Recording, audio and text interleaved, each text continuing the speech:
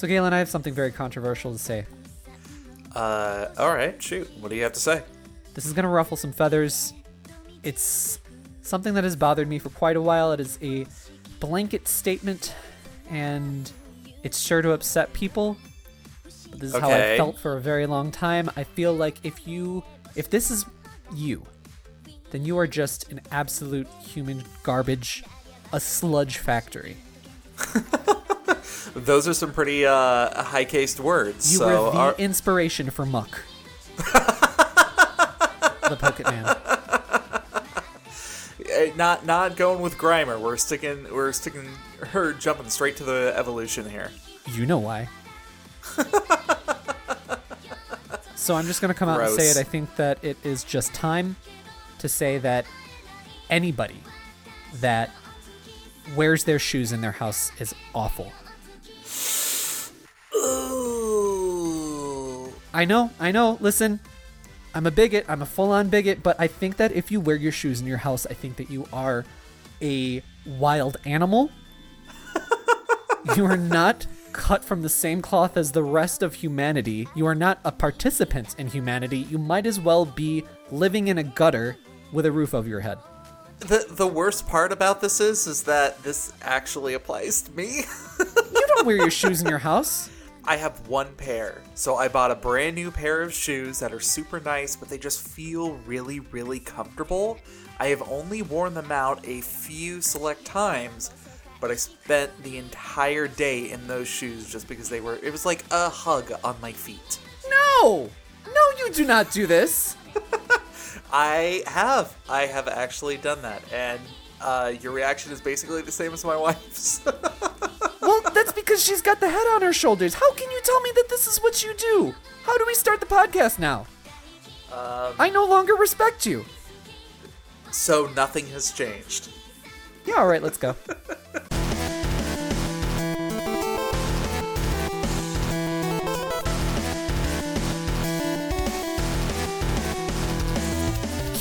Wear your shoes in your house. Don't do that. They're super awful. Comfy. Buy a second pair. You filth. God, what are you? You are a wild animal. Were you born in a barn? Can I be honest? I've actually thought about going back and getting a second pair of these shoes. That's what you should do. If they're that comfortable, then you buy a house pair, and then what? It'd be like Mr. Rogers, and I just come home, I take off my work shoes, and then put on my sneakers on the inside. Sure. I mean, I think it's weird, but you're not breaking any rules of not wearing your outside shoes inside and trudging in all of that garbage and outside filth. There's the inside and there's the outside, Galen. So question. I'm curious about this now. Listen, I'm so happy to teach people etiquette. I'm the epitome. I'm the epitome of etiquette. So, what are your feelings on somebody who runs out to grab the mail or something in the front yard and doesn't put any shoes on, they just go barefoot? Oh, also the same. Like, you're just doing the inverse.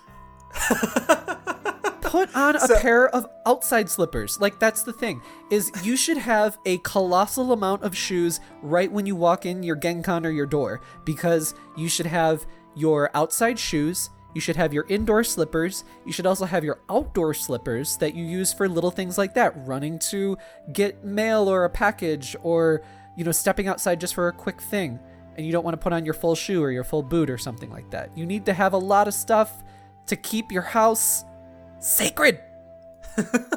Talking about a seiken house. Seiken. Seiken. I was just thinking that. I was literally just thinking that. So this. Atemasu. Alright, let's start the episode. Alright. Mary says, they are called house shoes. Sneakers on the inside. What are those? Yeah, you have house shoes. I mean, I have house slippers. If you choose to use a shoe instead of a slipper, it's not my water that floats my boat. What? But it is, it's a choice. As long as it's not your outside shoes. Oh, don't wear them outside and do that. What are you? Oh, you... You bitch. You haven't thought of the smell, you bitch! How do we start an episode? My God. Let's go. Hello, my Norman Reeduses and my freaky fetuses. Friends. Ooh, I like that. Thank you. That's a good one. You know, you don't talk yet. This is the opening. Friends, thank you for joining us today on the Nintendo Everything Podcast, episode 53. My name is Oni Dino. With me, I have Hideo Kojima's only friend to not be included as an NPC in Death Stranding. It's Galen. Little known fact, he did actually put me in that game, but it's the only part that you can't walk to get to. And since that entire game is just one gigantic walking simulator, I mean, not a lot of people are going to find that. Are you on a deserted island? Yes. The island of people who wear their shoes in their house. Exactly. Perhaps the apocalypse was caused by you people. It is a very lonely island. There's like 4 of us. Oh. The other 3 are really old men. And they used to be in a rap band, and that's how the island got its name? Pretty much. House slippers to the ground. I mean, I've heard worse band names. What? Galen, is it flying over your head, the Lonely Island? You know who I'm talking about, right? I do know Lonely Island. I've actually been watching a lot of Brooklyn Nine-Nine lately, so... Oh, Andy Samberg, right? Yes. You know, he is just equal parts adorable and ugly. Uh-huh. I can't figure it out.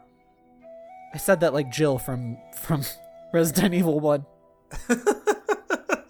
I can't figure it out. Maybe you, the master of Resident Evil quips, will figure it out. So that was when Jill and Barry Paint the scene for us. I will spray the scene for you. It was when Barry and Jill were looking for Chris and Wesker because like they just came back after seeing the zombie, and then they went back to the main hall, and then they're like, let's split up and look for clues and everything like that. And then Barry's like, any luck, Jill? She goes, no, nothing. What's going on around here? I can't figure it out. Chris and now Wesker. I don't know why, but when you said split up and look for clues, like the only thing that I can think of now is Scooby-Doo. So now I'm just imagining a Resident Evil Scooby-Doo crossover. This is not the last time we're going to be talking about Scooby-Doo in this episode. We are just on the same wavelength today. So what are we going to be talking about in the episode? Okay, we're going to talk about... I don't know, shut up. We're going to talk about Terry Bogard this episode actually landing in Smash just like we called it last week. Mm-hmm. Terry Bogard. Terry Bogard. Ando. Or, I don't know why I said that. And a new Nintendo published eShop title out of nowhere. We're also going to be talking about that. Stretchers. It looks fun. It looks a lot of fun. AKA the Stretchers. Yeah, it looks great. And then we're also talking about the Fire Emblem Three Houses DLC drop-in and new updates, new content, people losing their minds over a new homosexual option in the game. Wow, your life is not getting ruined by gay options. Personally, I was just really excited that you can now pet the dog. There's also the dog and the cat petting. But anyway... Wow, so far into this episode already we are. We have many new listeners, and we would like to say welcome. Thank you for joining us. We are a weekly show. This is what you get. We are a weekly show. Episodes go live every Sunday bright and early if you are in the States. It goes live everywhere, but just if you happen to be in the States, it's super early in the morning. It's in the afternoon if you're in other places. Hey, we're on all the podcast platforms. iTunes, Spotify, Stitcher, Google Podcasts, you name it, we are there. And please take a brief moment to rate our podcast on your listening platform of choice. It is the best way to support our show. Galen, what is it? The Nintendo Everything No, podcast? the best way! Oh my god! It is the best way to support our show. It does so very much to help us get recommended by the RNG algorithm gods. You're talking about the iTunes reviews and the ratings. Have you not been listening? This is a travesty of a podcast host I have. Anyway, the majority of our podcast listeners are on Apple Podcasts, so we would really appreciate an Apple Podcast review. I saw that we got some new ones this week. And if you do, I'll probably read your review out on the show too, because you know what? You deserve it. You leaving us a review means that you are a top tier listener. You are God tier. So therefore, you deserve it. Thank you very much. Arigato. Or as Petra would say in Japanese, kansha desu. I have not heard that one before. Well, it's like kansha shimasu, like I'm thankful. I will be thankful.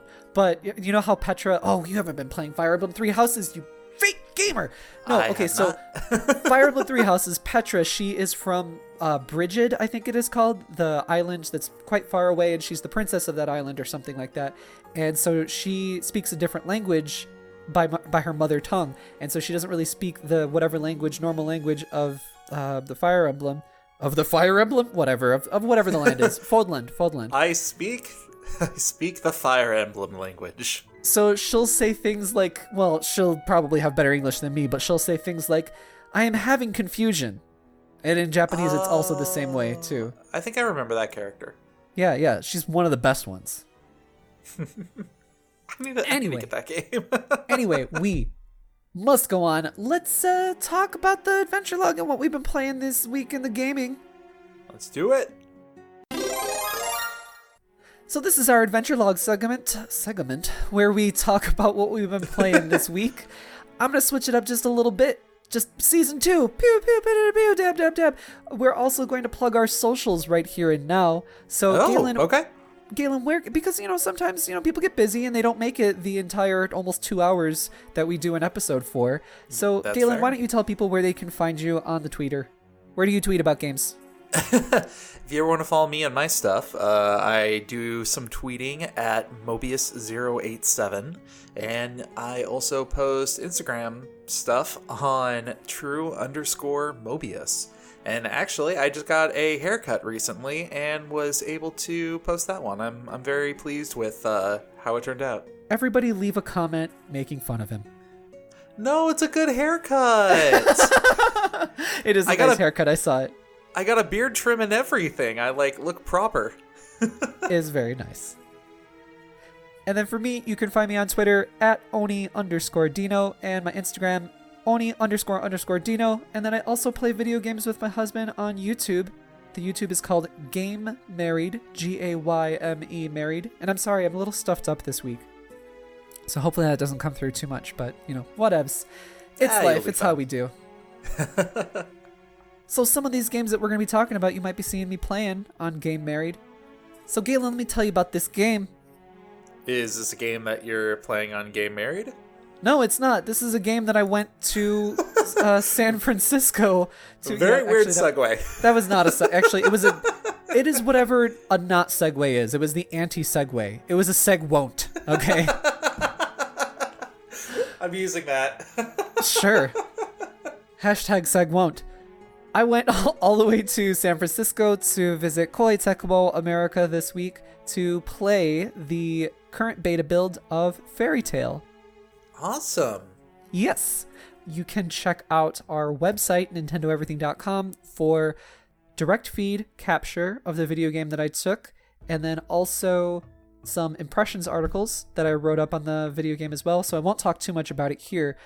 You can get the full scoop on NintendoEverything.com. We're also going to have an interview and some more news coming out of that trip I just took. So do stay tuned to NintendoEverything.com.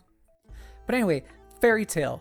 This is a long-running anime and manga over a decade old now. And it's super, super popular in Japan and abroad. Cliff has watched a bunch of it and he really loves it. So I've seen some of it in passing. Have you watched any of this anime before? I haven't. I do know of the characters and the overall story points of it. So you have no body pillows of these characters. Let's go with the silence is the joke. Okay, so you do. But you do know that it is a anime, right? It is an anime. I'm sorry, anime. Anime.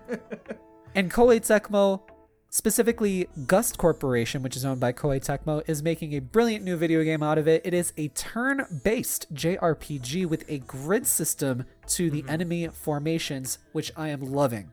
Yeah, I saw the some of the battle footage from the video that was put up on the Nintendo Everything website, and it does a good job at like kind of encapsulating like what you can expect out of the battle system. Yeah. So it's going to be like 3 or 4 people on your team, and then you're going to fight a grid of 6x6 enemies, and then you can't fight enemies you can, but if you do, you're just going to end up getting defeated for sure, because those enemies deal real big damage to you. Yeah. It is all about choosing the right spells, the right elemental weaknesses, and certain spells will do area of effect to multiple squares on the battlefield, so you want to try and hit as many enemies as you can and deal the most efficient amount of damage each time. So that really keeps the battles fresh. You know, you're not just mashing the A button or anything like that, or just going through the motions or whatever. You have to think each time. It reminded me a bit of Baten Kaitos back on the GameCube. Not by the game battle system or anything, but just how it kept every single turn fresh. Okay. Because, like, remember with Baten Kaitos, it had the numbers in the corners or in the top or whatever. Yeah, so whatever yeah. hand you got dealt, you had to do something different literally every time that you had your turn.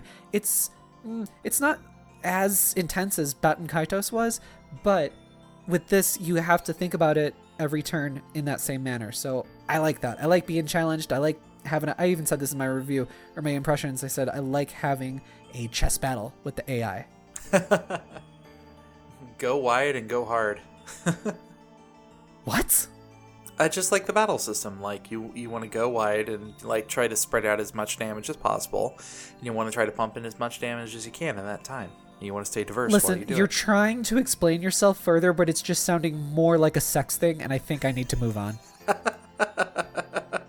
Anyway, the game nails the look of the anime. It looks just like the anime. Does it go cell shading or 3D models? It's both. Okay. Like, everything is 3D modeled, but it has like this light cell shading to it. It's not like Ryza, which has a bit more of a realistic anime, if that's a term, kind of look at it. Yeah. I mean, if you look at it, you'll see just right away. It looks like 3D anime models. Because I'm thinking of some other anime games that have kind of like blended those. I'm just wondering like where on the animation spectrum that is.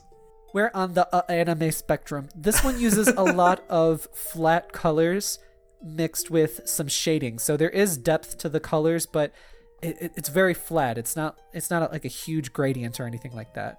Okay. But anyway, the beta build is shaping up very nicely. As I mentioned in my impressions, you know, it's still being worked on, so there were some animations that need to get touched up. There's some sounds that were missing from it, but the game is coming out spring 2020, so it still has quite a while in development, and I know that from here on they're going to be really ramping up development because the same studio that is working on this is the studio that put out Atelier Ryza, and that just shipped, right? So suddenly they have a few more hands free. I bet they're going to be putting it on this game. Just my guess. I could tell by talking with the people at Koei Tecmo, there's a really important partnership to them to be able to work with Mashima-san, the creator of the anime and manga, to make this fairy tale video game. So I have all of the confidence that this is going to turn out really great. It's already got fantastic seeds, and I can't wait to see that flourish into a tree of anime. What am I doing with these metaphors? Yeah. You know what? I have been asking myself that same question for years, so. Oh my god. Can't even believe I'm being criticized by you, of all people. I know. That's how you know it's really bad. J'accuse. You know, about your comments about Koei Tecmo, like, really wanting to make a good impression with this like, franchise or this licensed IP, I feel like you don't see as many anime like franchised games come out all too often, and the ones that you do kind of stick to the major, like you have your Dragon Ball Z, you have your Naruto games, you have your One Piece on occasion. Yeah. But it's definitely like not a lot that are out there. I think like the most... there's not a big variety, right? Yeah. Like I think the most obscure one, if you could even call that, would be Attack on Titans, and that's saying a lot because that is not obscure by any means. Yeah, and I mean, Fairy Tail isn't obscure either. It's a huge one. It's just that there has been very few video games of it before. I think the last one was on the PSP, like maybe like 8 years ago or something that. I heard about it only a little bit, so that was a while ago.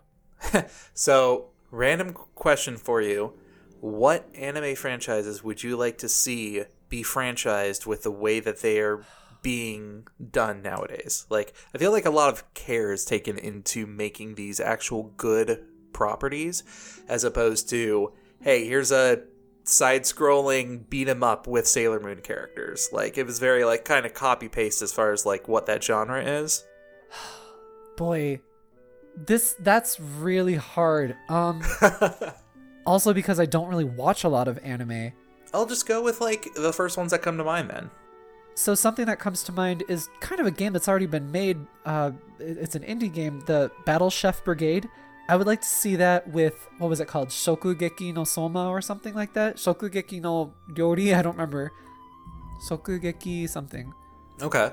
So it is a comedy anime and manga, and it's kind of like Iron Chef kind of thing. So it would be cool if they mix that with Battle Chef Brigade, where you go out, you hunt and fight your monsters to get your ingredients. Oh, that could be fun. And then you come back in, and then you make your food with, whatever puzzle mini game or whatever, and then you give it to your chefs. And there's like one chef on the show in particular who is like a white person, and they speak Japanese, but when they're talking, they speak with like a really heavy accent, like, Kono ryori wa totemo oishii desu. Aji ga totemo daisuki desu. Like, they say stuff like that. But then, when they eat something that's really good, they, like, ascend to a new plane of existence. And they're, like, speaking like a very, not professional, but, like, very clear and eloquent Japanese speaker. And then they're voiced by a totally different voice actor as well. Yeah. So then, like, the lady is, like, 素晴らしいです。この味はとっても美味です。Or something like this. I don't even know. Like, I'm sure that was actually wrong too.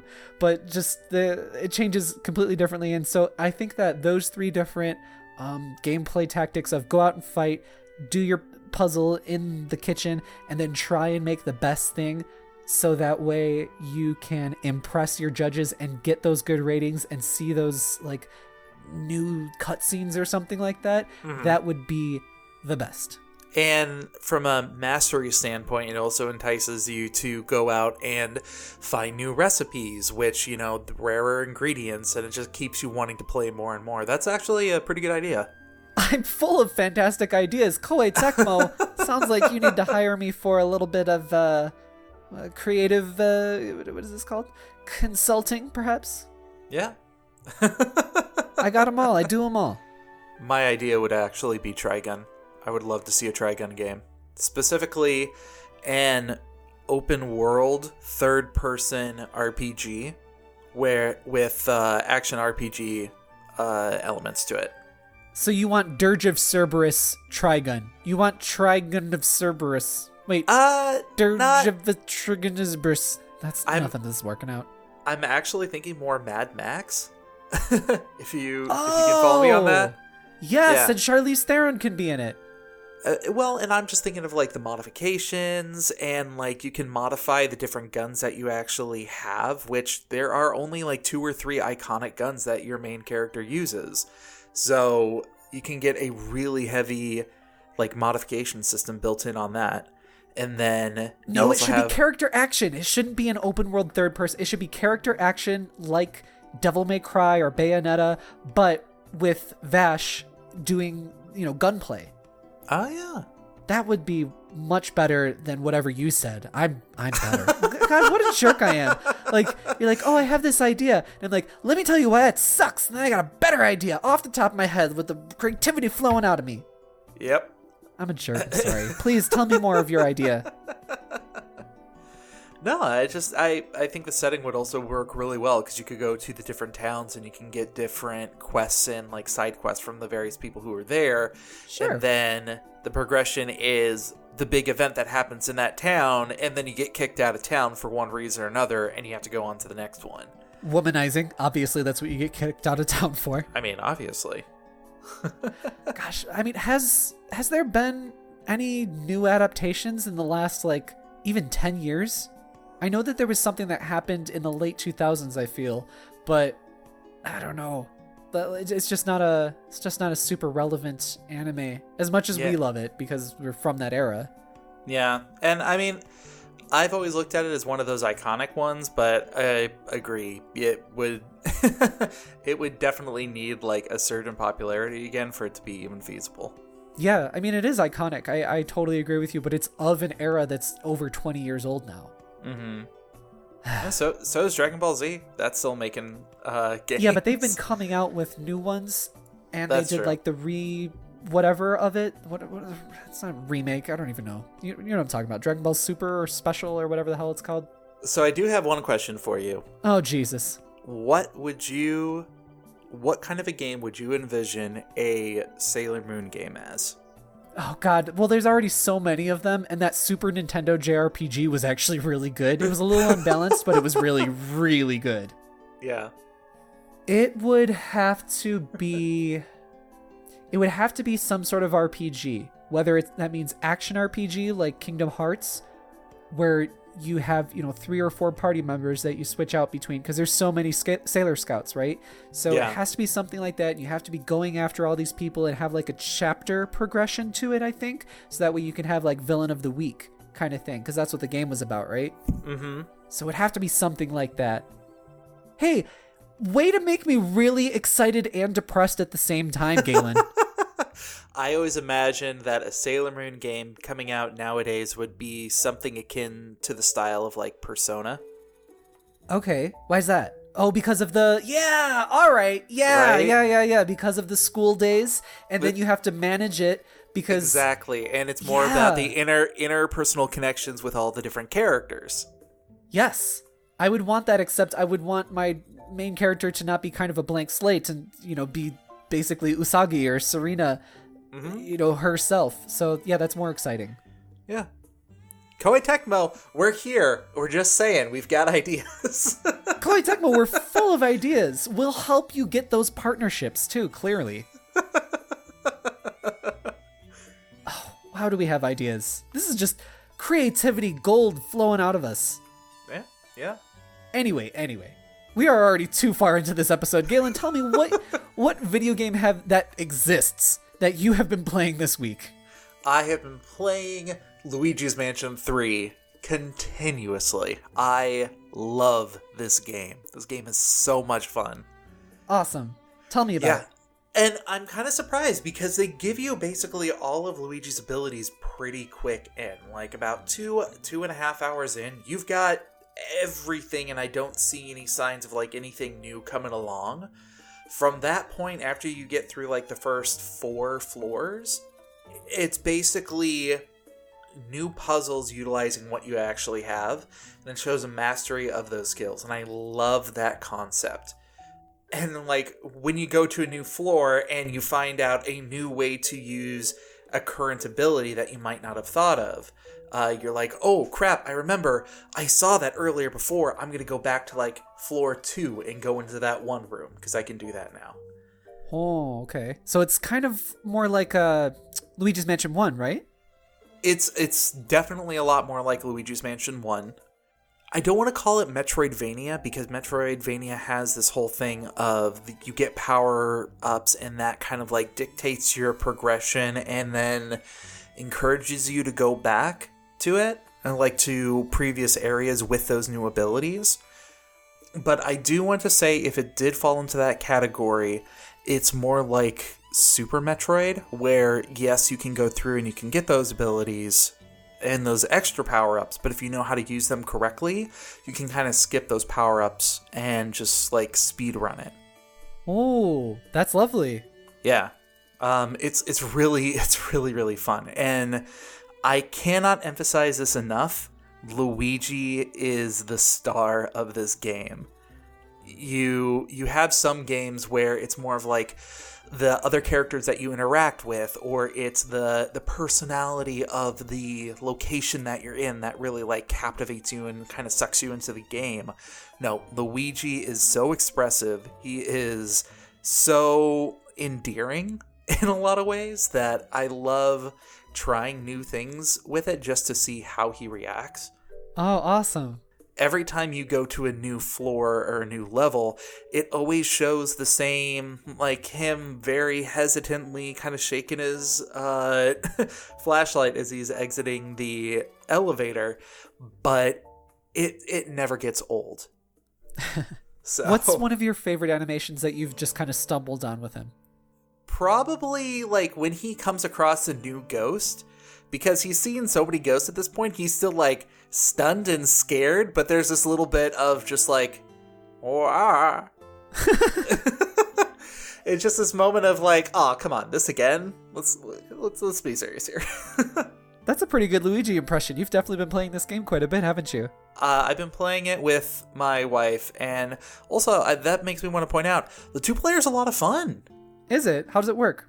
Well, it's as soon as you get the Luigi ability, it opens up the ability to do co-op. So from that point on, whenever you have Luigi out, the other player can just pick up the controller and they can do everything right there. And you both can move at the same time, right? As opposed to in first player or in one player mode, you can only move one of the characters at the same time, right? Correct. I do have to say that it does focus primarily on Luigi as far as like moving from room to room, so there's no like dividing and conquering.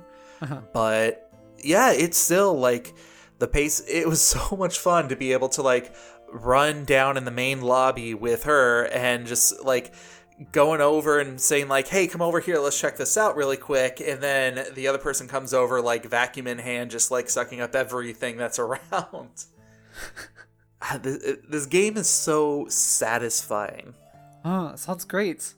So how far into the game is it before you get the Luigi ability? Like, does the first player have to play quite a bit, or?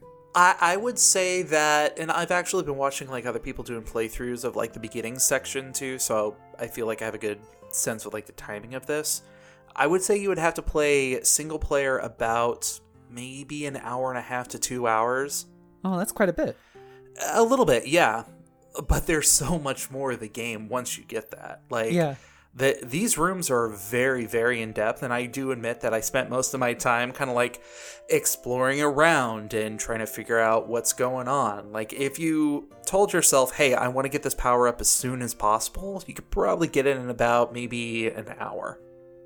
I love that, though, because just looking at your environments and looking at every little thing, you know that's my jam.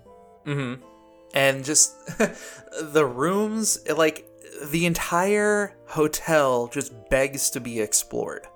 And I love that about this game. Like, I find myself checking out every single nook and cranny, and especially when you get the flashlight that can shine and reveal things that have been hidden by the ghosts as well, because that came back from Dark Moon.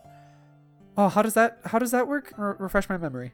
So it's a flashlight attachment that once you hook it in, and it's literally just, you don't have to switch between the two. It's just you push this button instead of the other. But if you are shining on something that is hidden or invisible, keep it on that object, like a chair, for example. These little like ghost orbs will pop out, and as soon as you suck all those ghost orbs up, the object will come into reality, and it usually affects something in the level, like a door that was previously not there before. Well, now it's there, and you can actually go into the room that was behind it. Oh, I see now. Or here, I'm going to use this statue and then push the statue into place for a weight puzzle. Or just, hey, here's this picture of a gem that's up on the wall, and then I'm going to shine it, and then the gem will pop out, and you now have the collectible for that floor. Oh, yeah, there's a ton of collectibles too, right? There are a ton. There's like, I want to say like 8 to 10 per floor that you go on. Some have more, some have less, but there's a lot of different collectibles. And I want to say there's like about 20, 25 floors or something, and I'm only on like floor, I think 7 right now. Are you going to be a completionist and get everything? Oh, God. This is one of those ones where I'm going to take my time with it. But I really enjoy this game. Oh, it's so good. So good to hear. Mm-hmm. Also, I like how the money in this game doesn't actually do a whole lot, but it's the same thing like getting coins in a Mario game. Like, it just feels satisfying when you see all these gold bricks and these, like, hundreds of dollars just fly out of nowhere and you just suck everything up and you're just like, I am doing everything. I feel like Luigi is more like an activist or maybe even a free market kind of guy, and the only reason that he is collecting money is for his capitalist overlord, Captain Toad, to be satisfied, you know? I will actually, I guess this is kind of a spoiler, but Don't say a spoiler, I don't want no spoilers. One of the first people that you were able to free in the game is actually a toad. Uh-huh. And spoiler. Yeah, spoiler alert. Big spoiler that there's a toad in this. After you free him, you have to walk him over to where EGAD is hiding in his base of operations and whatnot. Okay. But you can interact with him. And my favorite thing was trying to point the vacuum at him and then sucking him up, and then he gets stuck in there. Oh. And then you just turn around and you're like, I wonder what will happen if I try to, like, reverse the vacuum on this. And he goes flying out. Oh, I can't wait. I love it. Like, I went to this one room that was like a grand piano concert hall and literally just shot him until he hit the roof. And then he actually fell on the balcony I couldn't get to and got some coins from it. Oh my god, he got the coins and brought them back to you? Yeah. Is every toad a capitalist? I mean, I can't deny that. Maybe Captain Toad is the one that really sent the Mario Bros there. And they were like, listen, Luigi, you need to go and get all those coins. There's a lot of jewels. I do have to also admit, I really like EGAD's character in this because he gives zero fucks about helping Luigi with his stuff. He's just like, you'll figure it out. Yeah, he's like, hey, I need you to go up to this floor and catch all of these ghosts because they're super rare and I want them for my collection. Oh, and also if your friends are there, you can save them too. But remember those ghosts.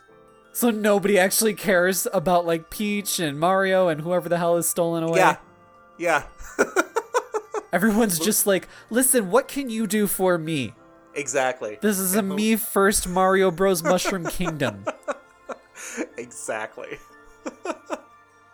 It's a fantastic game. I'm gonna be playing it more. This is probably gonna be the game I'm gonna be focused on for most of November.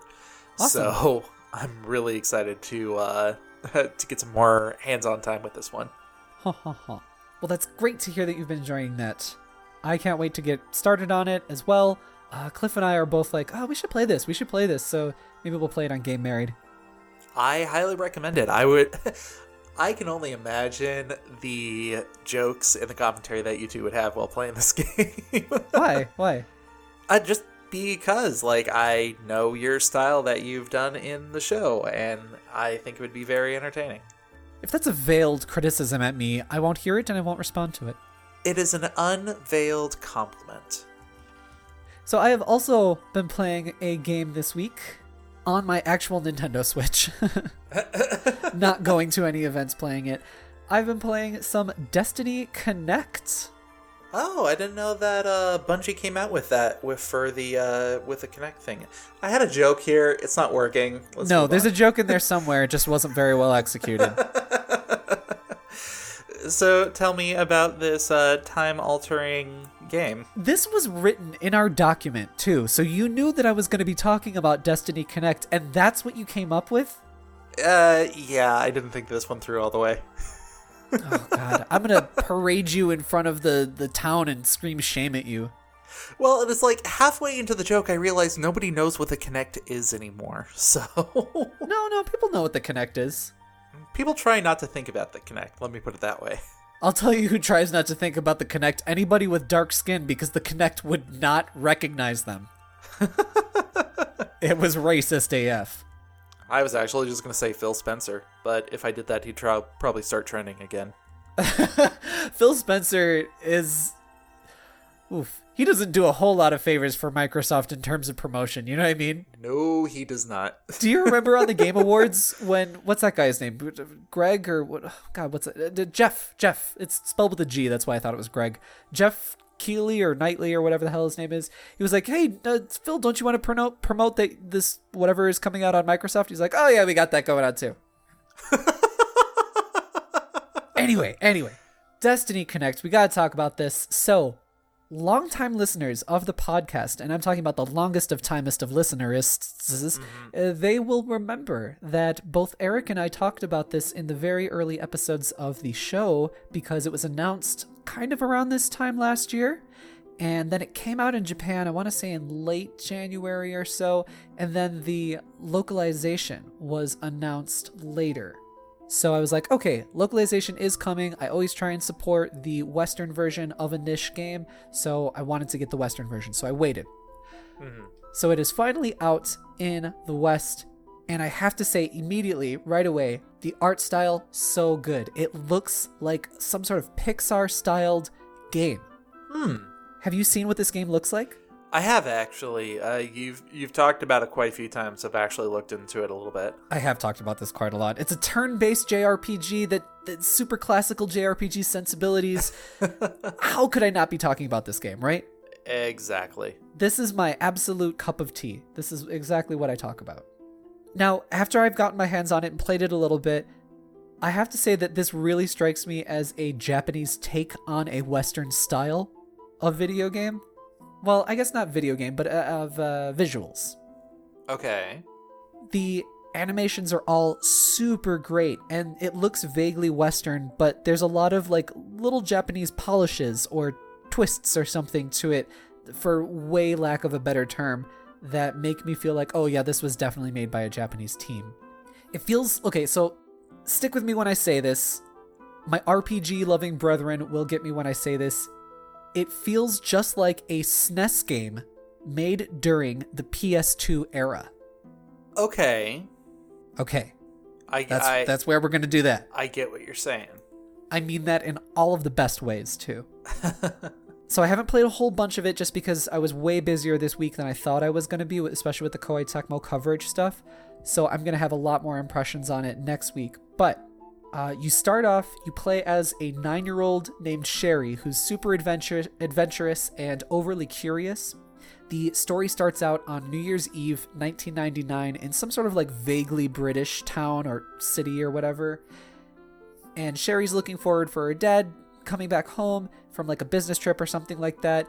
I think he's like an engineer, and he kind of like neglects his family unintentionally just because he's like really busy with work or whatever. There's definitely mysteries there that I hope that the story is going to lead me to. Okay. So it starts off, you go and run an errand for your mom to go visit your smoking hot grandma named Linda, who runs the cafe downtown. Okay. And coincidentally, you meet up with your friend Pegreo. I don't know exactly how to say his name. There's no voice acting in this game. And he's also 9 years old, and he's a total scaredy cat. He's super cute. He's a really good foil to Sherry's reckless wanderlust and curiosity. And this is where the Scooby-Doo comes in. I get total Scooby-Doo vibes from him for some reason. He's not like any of the characters from Scooby-Doo in particular, like, you know, Fred or Velma or something like that, but just something about him is like a little bit of Fred, a little bit of Shaggy, it works. I don't know, it feels like Scooby-Doo wholesomeness. He gives off those like endearing coward vibes. Yeah, endearing cowards. Yeah, I'm gonna go with that one. It sounds like a Japanese album title. Endearing cowards. Yeah, Bump of Chicken, Endearing Cowards. You meet up with your friend, you meet your Gilf grandma, and then you go off and explore some site of some incident that happened like not too long ago on the outskirts of town, and it looks like a meteor fell or something like that. So here's your setup, and then there's going to be a payoff, you know? Yeah. And there's total Earthbound vibes there as well. You encounter these like hopping TV enemies. They're genuine TVs. Okay. And the way that they hop around and their animations have like a lot of motion blur to them, and it looks so smooth. Like the way they do it is just the right amount of motion blur. It's great. Okay. It adds to this like fantastical sheen of where it looks like you're not playing a video game, but you're looking at a Pixar animated movie. Okay. So then you run back town, and long story short, you go out with your ma, and you're looking at the fireworks for when, New Year's is going to happen. And then when the clock strikes midnight, everything freezes. The whole town freezes, time freezes, and it's just you and your ma, moving around. You're like, what the hell is going on? And then those TV enemies from earlier, they come out, and you're like, oh my god, you run away, and then you go back to your house, and you find a robot in like a secret cellar that your dad had, and the robot is named Isaac, and he's not very much unlike Robo from Chrono Trigger, which I love. I'm sensing a lot of RPGs kind of blending together here. Super RPGs, super SNES era JRPGs. Loving it. Got a little bit of Earthbound, got a little bit of Chrono Trigger. Yeah. I mean, you can tell my excitement, right? Yeah. I definitely can. It's like someone made a game for me. Aww. Arigato. 俺のためにゲームを作ってくれてありがとうございます。Yes. Yes, and. Yes, and. So anyway, as far as story, that's your introduction and that's your hook, and it's going really well. I haven't played too much farther beyond that, but it's going really good, and I'm loving it. It sounds like a lot of fun. It is. The turn-based... Oh, God. The turn-based battle system. The battle system that is not including fishes that you turn... That is great. It's very solid. You learn skills, level up, very familiar to other JRPGs. That's all good. There is a fast forward button for battle animation, so you can speed right through the battles if you're grinding or something like that. This is a game that definitely doesn't need grinding, though. It's just that I really enjoy the battle system, so I'm like playing it a little bit more than I should be. Gotcha. But it seems from the early game, very well paced. Because there's like a boss battle that comes up not too long after that. It's the perfect difficulty. Nice. Enemies appear on the field when you're out wandering, and you can get a first strike in if you approach them from behind without them noticing. Yeah, Good. Which is always a nice little layer to add to the gameplay, right? I always love games that do that. Yeah. In Atelier Ryza, you can run up and hit them with your wand or your whatever you got out. So just because I've been playing that recently, I kind of wish that you could do that in this game. Maybe you will later, but I mean, this is fine too. This is totally fine. Yeah. But I like seeing my enemies out on the world map in the town that you're at, as opposed to just being a full-on random encounter. Yeah. That's not a deal breaker for me though, just because I'm of that era, but I prefer enemies out on the field. Mm-hmm. Yeah, just that little bit of added control into being like, hey, I want to go through and I want to fight all of the enemies that are there. I don't feel like I'm missing out on anything. And then on the alternative side of that, it is like, maybe I just kind of want to get through town on this one. Yeah. So early on, I do have to say that there are too many tutorials, though, for the most basic of things. Like, this is a great game probably for a young kid who enjoys reading, just because everything is very well explained to them if they haven't played this kind of JRPG before. So for those of our listeners who have children, which a lot of you do, this might be something, if they enjoy reading, to get them into. It's a good gateway drug for your children. Get them hooked on the sauce. It'll enrich their lives. They'll turn out like me, one of us. First one's always free. But anyway, like, too many tutorials. I wish you could just skip right through them. I don't think you can. I think you have to, like, skim through all of the text, and that's, like, I don't know, just a minor annoyance. But I was like, ugh, like, come on. Like, I've played a video game. However, you can save and load everywhere, so that is a nice little quality of life, a nice QOL feature. Nice. From what I've heard of the music, too, it is really magical and nostalgic sounding. It's got very strong piano, which is very reminiscent of the early JRPGs. It's kind of Disney-esque. It's a little bit of Kingdom Hearts vibes. Okay. I even get a little bit of Kingdom Hearts vibes from the visuals, even. Yeah, I don't know why, but every time you talk about this game, I always get very Ni no Kuni vibes and, like, imagery from it. Yeah, it's not anywhere near as fantastical because, like, that's the fantastical dial cranked up to 11 with Ni no Kuni. Exactly. But there are some, like, Disney Ghibli aspects to it. Maybe it even gets crazier, but there's definitely time travel and stuff involved. I love time travel in video games. Time travel's always good. Yeah, so I can't wait to just keep playing. Like, honestly, I'm thinking about it right now. Like, I'm not playing it, but I'm thinking about playing it right now. Visually, I just have to punctuate it with this. It's a great visual style, right? And I'm loving it. There is a complaint that I have with the Switch version in particular. Okay. It's pretty blurry. The resolution is fairly low. Everything in the distance kind of looks like a Monet. You know what I mean? Huh. Okay. It's made in Unreal Engine 4, and I'm not sure what this technique is, but I've seen it in other games. Like, maybe dithering is the right word for it. I'm really unsure, but it kind of looks like portions of the character models get a little bit, like, I don't know, like a gradient on them or like a grid pattern on them almost. I think it kind of saves the GPU from, or CPU, whatever it's, coded for. I think it saves it on displaying the whole thing so it can display more things.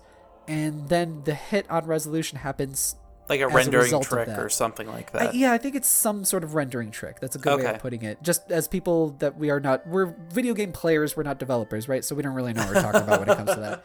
Yeah. Anyway, it's not a deal breaker for me. I'm not hypersensitive to that kind of stuff. I'm fine with it. However, I understand if people are hypersensitive to that. So if it is a deal breaker for you, but you've been interested in what I've been saying up to this part, I would say check out the PS4 version, because from what I checked out about on YouTube, the PS4 version doesn't have that blurry issue.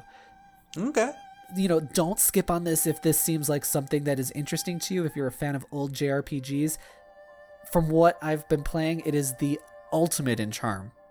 This is not just a throwback title. This feels equal parts fresh and equal parts nostalgic. Ultra charm. And, speaking of this kind of thing, there is a demo I know of in the Japanese eShop. I don't know about other ones. I haven't tried it, but it's probably a good indicator of what it'll look like on your Switch. So if you're like, well, I don't know if it's going to bother me or not, like, check out the demo. Okay. I mean, in general, it does perform great, too. Like, with the frame rate, it performs very smoothly. It's just that it's blurry from the drops in resolution. So anyway, I'm not bothered by that. I'm going to keep playing it. Can't wait to talk more about this game. Can't wait to play more of this game. Yeah, I can't wait to hear more about it. Stupid. Oh, I didn't even mention... Okay, the last thing I wanted to mention about this is that I don't know exactly what the story is going to be doing or trying to say, but I think it's like the fear of machines and the Y2K fears, because it just turned 2000, right? And then all of your enemies are like TVs and blenders and robots so far. So, Y2K nonsense. Okay. Galen, for our younger listeners who maybe weren't even alive during Y2K or cognizant, can you remind them what that was? So Y2K was this mass spread fear in the late 90s that basically as soon as the year 2000 came along, that all the computers would essentially crash and die. Right. Planes would fall out of the sky, all the stocks would be, erased overnight, dogs and cats living together, mass hysteria. That did not happen. Spoiler alert. It was like a date issue because, when the date format that was only a 2-digit for the year instead of being a 4-digit for the year, it would go to 00, so it would misunderstand that it was like 1900 or 2000. It wouldn't be able to differentiate between the two. So It was actually like a really costly global effort to change all of the computing to that. So it cost everybody a lot of money to do preventative changes on that. And to be fair, most of the systems that needed to be updated were made back in being in use since like the 60s. And nobody thought computers would last that long. Yeah, nobody thought about the year 2000, back then. So, fun story. I used to work for a coffee delivery company, and they specialized in like installing the coffee machines at restaurants, like at McDonald's or things like that. They were using a system that was literally older than I was, as far as like scheduling things out, and it was archaic. Yeah. I would open up the program and see a black screen with green text. It was that old. There's no GUI interface. Did you also have to have a manual, like, physical punch card and punch in and out? I'm surprised I didn't need to. But anytime we would ask, like, hey, do we have any plans on, like, updating the system or anything? He said, no, computers are just fads. What? A business owner, and this was the guy who owned a multi-million-dollar company. Wow.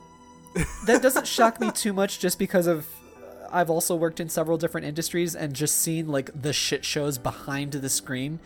Mm-hmm. And it's just amazing how like so many industries or so many businesses are just operating with like paper cups with strings on them as opposed to phones. You know what I mean? Basically. So many people are just like causing and then putting out sort of only a little bit the fires. And it's just everybody is inept. And it's amazing that this world is even running. On paper cups and strings. Paper cups and strings. So that was the Y2K fears. Crazy people in cults and crazy religious organizations did all the fear mongering and stuff like that. But it was like an actual thing. But, you know, they thought that it was going to be like, I don't know, there's going to be a revival of our demon lord. Oh my god, maybe that's what this game is about, the revival of the demon lord. Maybe. Well, I'll let you know. Hail Satan.exe? Yeah. Well, can anybody find the hell.tiff file? I need to make some adjustments to my mods. That damn TIFF file, that's where it's always at. That's always causing me trouble. No, somebody relabeled it hell.gif. GIF? No, GIF. The worst kind of person. Ugh. I bet it was that same guy that miscoded alien colonial marines and wrote teether instead of tether. I bet it's the same guy who wears shoes inside the house. Just the worst kind of people. Ugh. Bitch. Let's take a word from our sponsor. Who's our sponsor this week? Okay, well, this week, the podcast is sponsored by... Say it with me, Galen. Koei Tecmo! That was not together, but you know what? Post editing, I'll put it all together. Good job. Bad job, Galen. Yeah. Good job, bad job. What up, Koei Tecmo? How you guys doing? I saw you the other day. So, dear listeners, are you looking for a new role-playing game to play this holiday season? Then check out Koei Tecmo's beautiful new title, Atelier Ryza, Ever Darkness, and the Secret Hideout. This is a brand new storyline arc in the popular Atelier series, and follows teenage tomboy Ryza as she sets out on an adventure in hopes of leaving her mundane life behind. Along the way, she learns the magical ways of alchemy, while discovering something evil lurking beneath the surface of her tiny island. Can Ryza and her ragtag group of friends save her hometown in this Stranger Things-inspired adventure? Buy the game today to find out. Atelier Ryza, Ever Darkness, and the Secret Hideout is available now across North America, Europe, and Japan for the Nintendo Switch, PlayStation 4, and Windows PC via Steam. Thank you, Koei Tecmo. Thanks, guys. I know, I've been checking this game out. I'm loving it. And I've had a couple of people actually message me and be like, oh, I bought the game. Chris messaged me on Twitter. Remember Chris? I do. He was like, this is your fault. So any of you guys who have also picked up Ryza, like this has been getting a ton of promotion, you know. So let me know how you guys are getting on with it. I want to hear your impressions so far of this game. Because you and I were probably the same. We're jumping into the series right here. So this is the news segment of our video game podcast. We're already an hour into the damn episode. I'd say it's about time. We are one episode of Great British Baking Show into the podcast. And neither of us have a soggy bottom. That's true. No soggy bottoms. If you say it twice, it doesn't make it funnier, Galen. It does if I also say lemon meringue. It's got a nice sponge. That's a gorgeous sponge. So this week, the big news is Mr. Terry Bogard in Dino Smash Bros. Special. I should probably say that in English. Terry Bogard's in Smash Bros. Yep. Looks like we finally got the fourth DLC character. Yeah. So neither Galen nor I have tried him out yet. Yeah. We're scrubs. Despite me being the most excited for this DLC character out of all of them. We're busy mans. We have business plans. That is not what I say. You suck. I'm a businessman. What kind of none of your business, man? That's what it is. Get what he said. Mm-hmm. So Terry Bogard is in coming Smash. in with move sets that have inputs, just like Ryu. And it does also feel like they kind of took that concept that they applied to Ken and Ryu and just went overboard on it. Like, there's so much more versatility and more nods to the source material when it comes to actually playing the character. Yeah, I agree, but not in a bad sense. I don't think they went overboard in a bad way.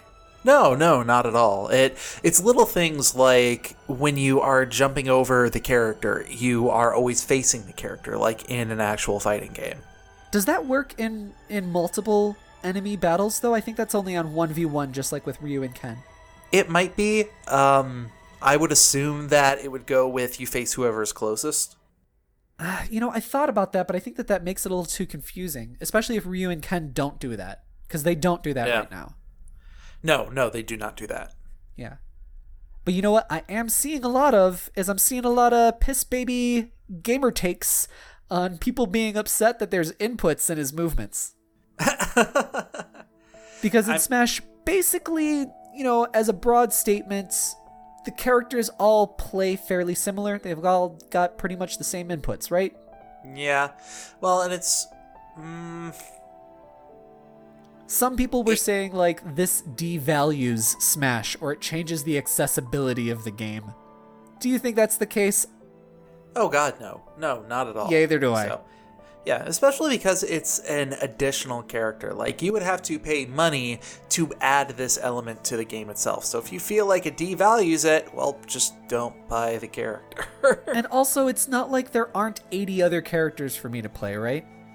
Right, exactly. The inputs are so simple, too. It's the Shoryuken input, which is forward, down, diagonal, forward, and the Hadouken, and then, quarter circle, half circle, all that stuff. It's the simplest of inputs. It's not weird ones. Yeah, it's pretty basic. It is a little jarring to try to remember those in a game with this one particular character. Like, I will concede, and seeing it from their viewpoint, it is a little weird. Yeah, sure. You have to shift your mindset as to how you play the game with just this one particular character. But it's also weird with, like, say, Bayonetta, where she gets to do her up B, then jump again, then do her up B again. You know what I mean? Like, there's little things like that for a lot of the newer characters. Yeah. Basically, when you get to the point where you're doing the DLC characters that came out in the last generation, you really get to see what makes them unique and what makes them stand out from everybody else. Yeah. Unless you're playing a Fire Emblem character, because, let's be honest. Hey, there's a little bit of versatility. Robin's pretty different. Yeah. And that Chrom, that up special. I like Chrom a lot, though. I think he's really fun to play. I like him, too. He opens up the concept of Echo Fighters being a combination of other characters, and I want to see more of that, honestly. Mm-hmm. I want to see Ring Fit Adventure lady or guy being added as a free Echo Fighter in between the whatever the hell's the fighter passes, as a free Echo Fighter that is a mixture of Wii Fit Trainer, and Captain Falcon. You know, I would get behind that. That actually sounds like a lot of fun. I got ideas, creativity flowing out of me. Although, I don't know. I feel like the community would get a little bit upset if the 5th DLC character to come out was just an Echo Fighter. Like, No. I said a free Echo Fighter. A free one. Oh, a free one. I missed that bit. Yeah, in between this fighter passes. And also, we're talking about the Smash fandom. They get upset at everything. It's true. Everything.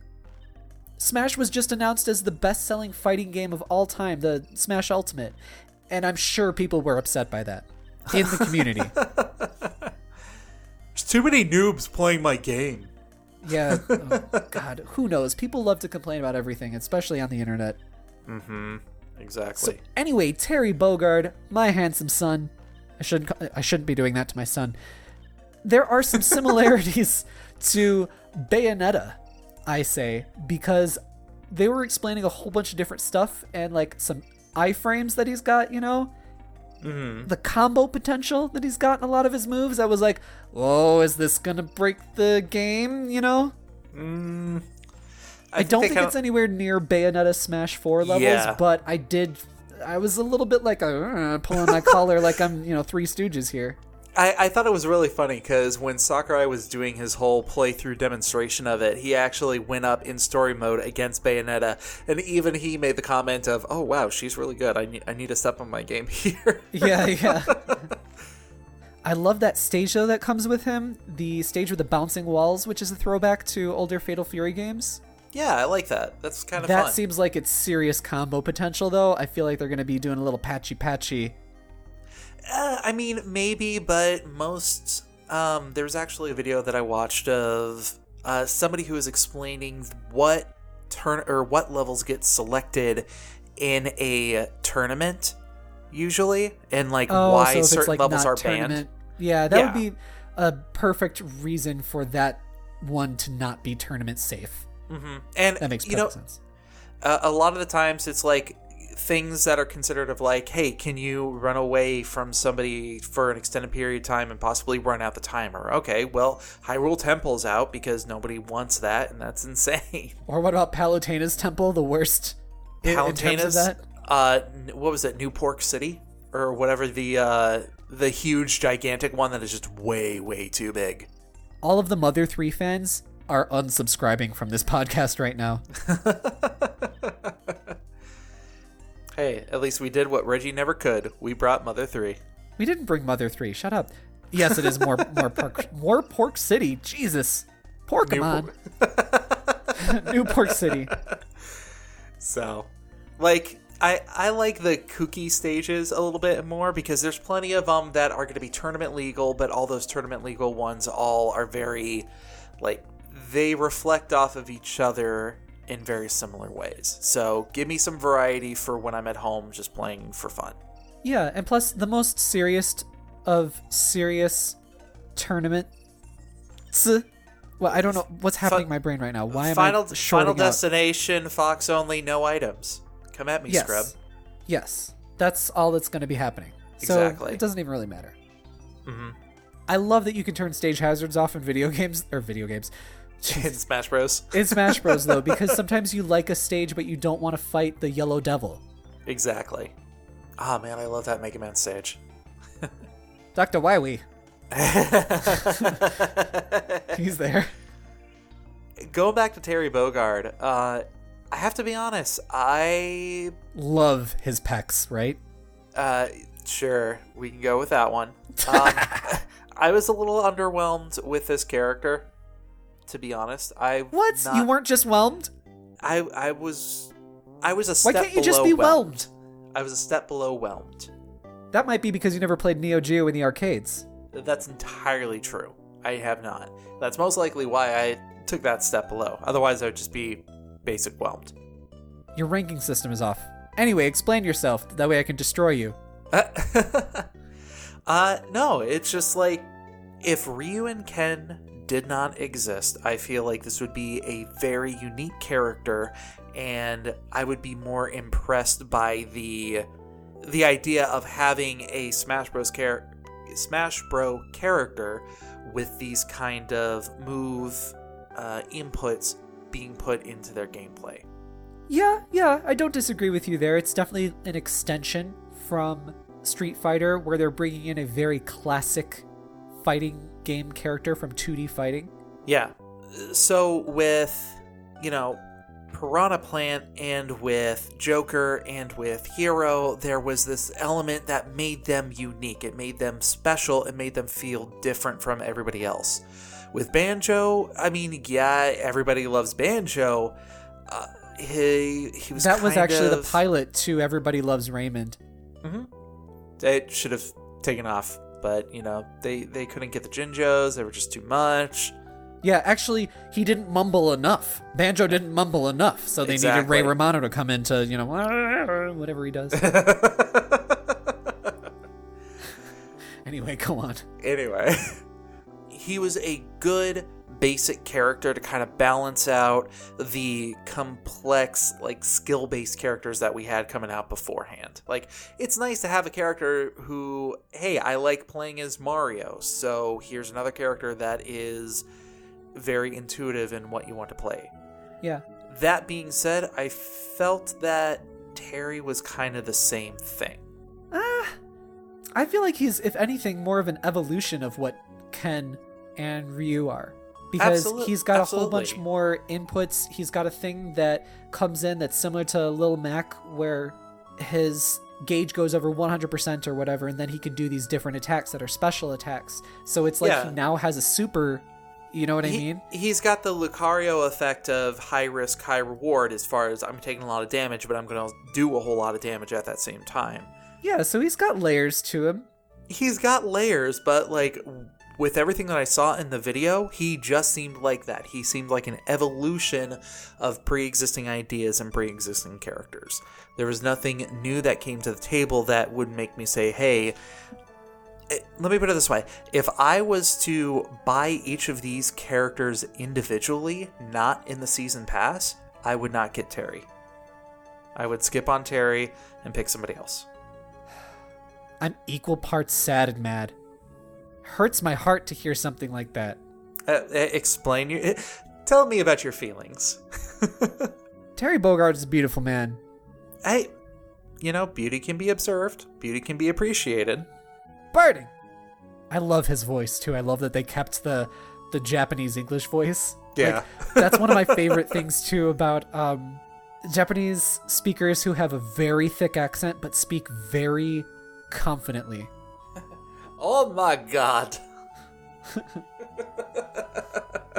Yes, we can do it. This is a very good job. Oh, what? Tokyo Mirage Sessions. What was that guy that you were talking about who had the American accent in it? Barry Goodman. Yeah, him. You're good man. I love Barry. I love him so much. Oh, God. Everybody needs to play Tokyo Mirage Sessions. I'm putting another Tokyo Mirage Sessions in this freaking episode, too. I'm putting another song in there. I'm doing it every episode so far. There's a lot of Barry's so great. He'll run up and he's the trainer, right? Because he used to be a musician. Yeah. And then the girl named Tsubasa, she's trying to do something. She's like, is it like this? And he goes, no, shit, Tsubasa kurega machikai. So he'll say kind of screwed up Japanese, but then also mixed in with English. There was one side story where the Japanese girl idol group that he loves, they were releasing a new album, and he was teaching your characters the training, and he forgot that it was the album release party, and if he doesn't go and line up, then he's not going to get the special pre-order bonus or whatever the hell poster, and then he realizes it and he goes, shit, in his English Japanese-ish. It's so That's good. Amazing. That is amazing. And he's a slight caricature of Marty Friedman, who is an actual musician. He's, I think, used to be in Megadeth. And he moved to Japan. He's just a guy that loves Japan and loves Japanese music and stuff like that. And he lives there and he works with Avex Trax, the people who made the music for Tokyo Mirage Sessions. And So, clearly they, got his permission or whatever the hell, were nudging him, like, hey, this is all right, that kind of thing. But they just turned him into his own character. Barry Goodman's definitely his own character, but he was based off of Marty Friedman. Give me Barry Goodman as the 5th character for Smash. Give me a Barry Goodman amiibo and also put him in Smash. Oh my god, that's a great idea. I didn't even hear what you said. Yeah. Put someone from Tokyo Mirage Sessions in Smash. Everyone will be so mad, and I will drink their regressive tears, and it will power me. I'll never be more powerful in my life if that happens. I can taste it right now. It's so sweet. On that note, kind of cycling it back around, Sakurai did also subtly mention that they do have 3 more amiibo that are coming out. It was Chrom, Incineroar, and I think Simon. Yeah, not Simon. It was Richter. Was it? I thought it was Simon who came out. Well, Simon is coming out in, is it December? But then Richter is open for pre-order right now. So, I mean, neither of them are wrong. Okay. Yeah. Oh, I'm so about that. Oh, I would love it if somebody from Tokyo Mirage Sessions makes it into Smash. Just me up, fam. God, I would love that. Hey, they're doing more DLC characters after this one. Maybe they'll be in Season 2. They're usually third-party. At least this Season Pass is third-party people. I wonder with the next Season Pass if they're going to change it up or whatever. Do you think by the time the next season, the next set of DLC characters comes around, it's going to have the same kind of impact that it's having right now? I mean, it depends. If they're going to go strictly third-party characters again, I feel like it's going to be a lesser impact, but it is still going to be interesting because the pool is enormous for them to choose from, right? But I feel like with the second pass, they're going to make some sort of theme change. Because the theme with this one is definitely third-party characters, right? Yeah. So I feel like they're going to do a theme change. And then also by that time, I mean, they're going to have so many different games come out. They're going to be wanting to promote those games. But anyway, I want to mention how there is nearly 50 tracks of music coming along with them. That's actually really awesome. It's amazing. There was no music, I think, that came along with Dragon Quest Hero, right? Yeah, that is super impressive. And then in addition to that, they made 20 character models, at least, of characters from Fatal Fury and other SNK properties for the SNK stage. Mm-hmm. So good. I feel like Terry was more of just the representative of the entire system franchise of what they were bringing over here. They had to pick somebody, but really it's Neo Geo is coming to Smash. Yeah. I love SNK properties. Oh, so good. And then there is the ever absent Mai Shiranui. Because it's this is a family event here. No, we want to be good. The translator said that Smash is for good boys and good girls of all ages.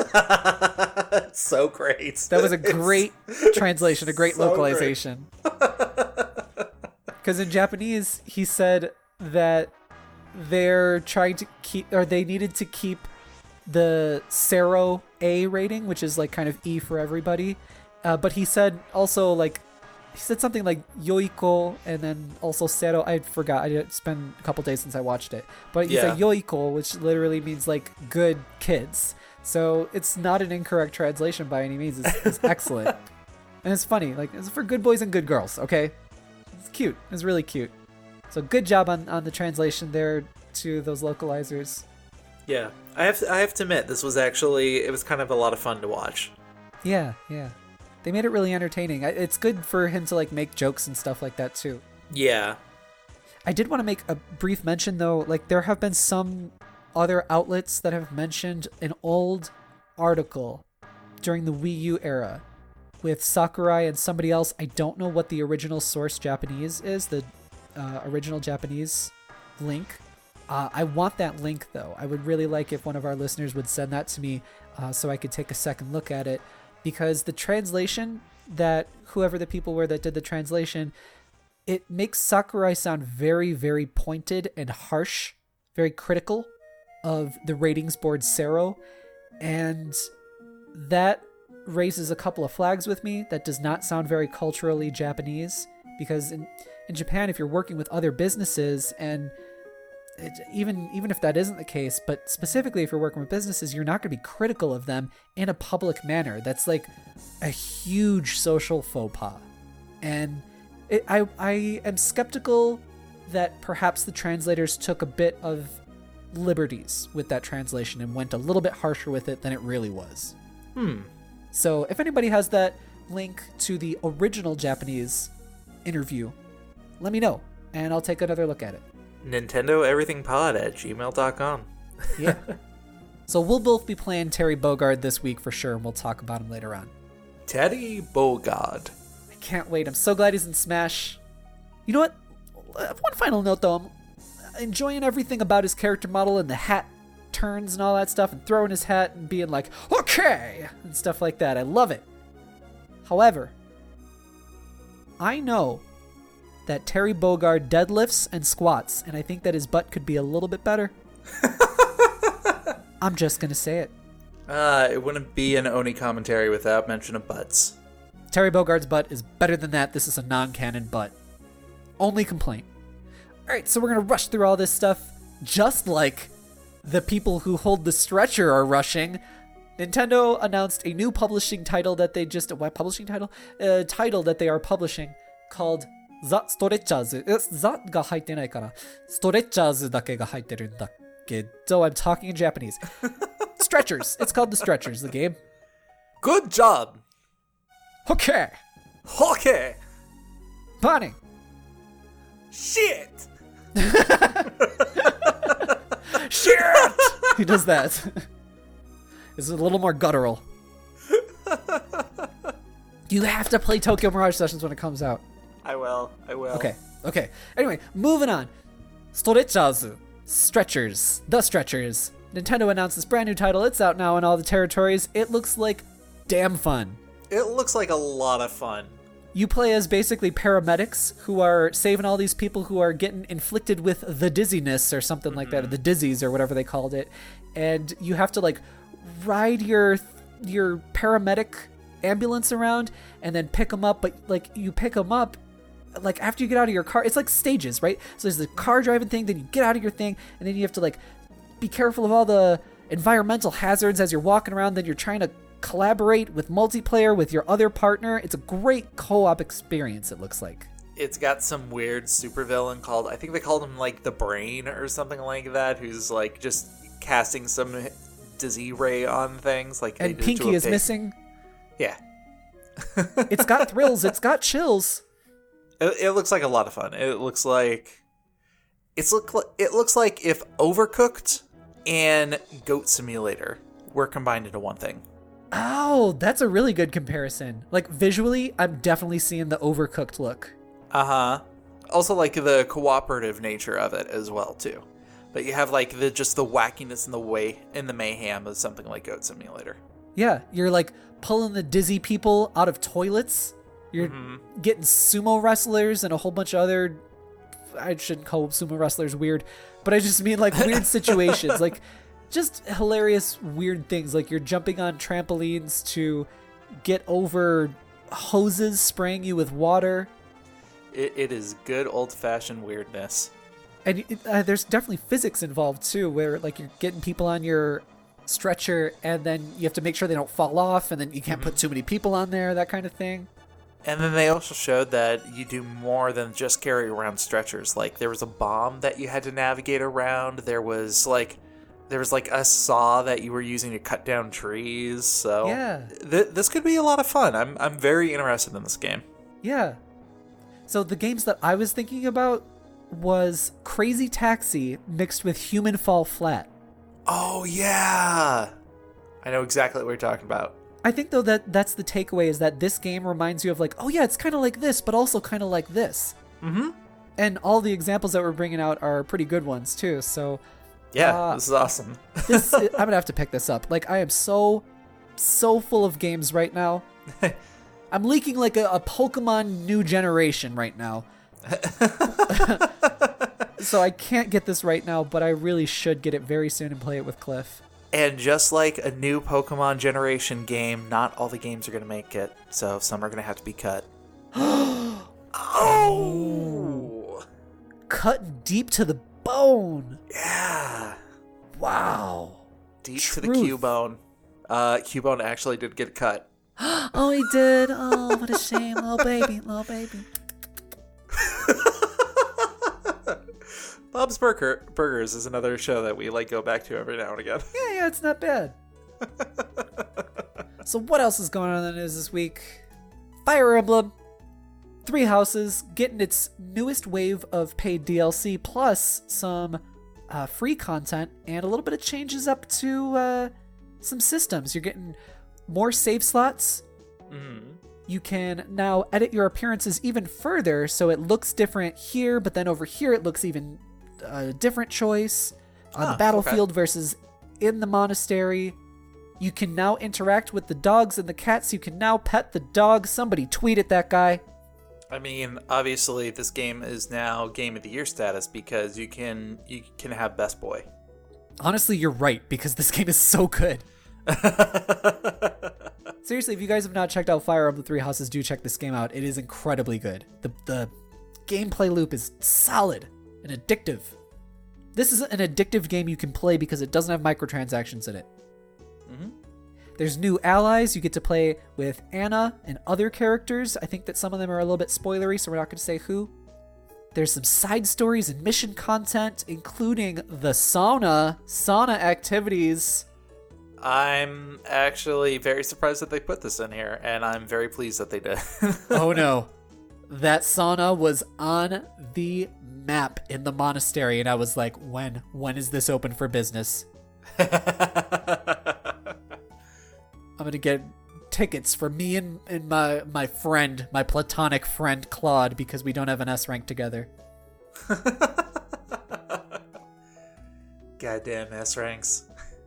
But you know what? You do have an S rank if you play as male Billith. You do have a new S rank with another guy. So there is now 2 options for gay romance for male Billith.